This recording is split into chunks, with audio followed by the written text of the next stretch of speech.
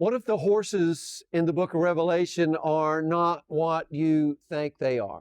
When most people hear about the four horses of Revelation, the four horses of the apocalypse, they think about the end of the world. And a lot of people wonder, which horse are we in? And they think about chaos and destruction and the future.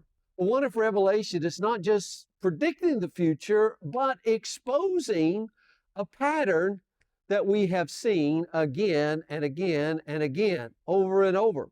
The four horses here in Revelation are not random events. They reveal how empire works. First, John sees a white horse. Its rider goes out conquering.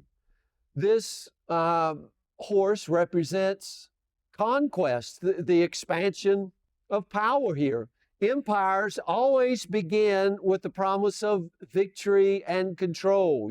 Pax Romanus, peace through strength. They appear strong. They appear unstoppable. But conquest is always the beginning of something much deeper. Then along comes this red horse we're looking at in Revelation chapter 6. Its rider takes peace from the earth. And when the peace is gone, the people begin to kill one another. My friends, this is what follows conquest: war.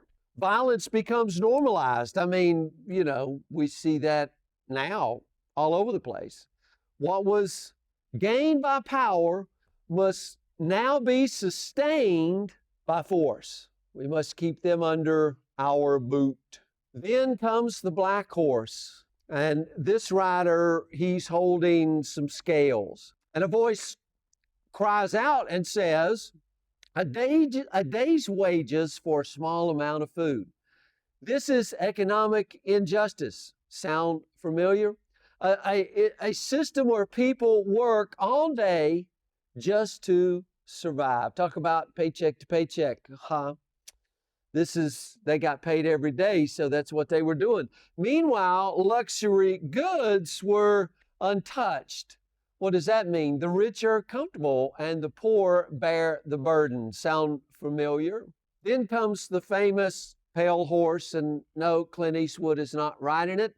But on this horse, its rider's name is Death. And death spreads through war and famine and disease and violent. This is the end result here. This system, we were told, can empire keep you safe from famine? No.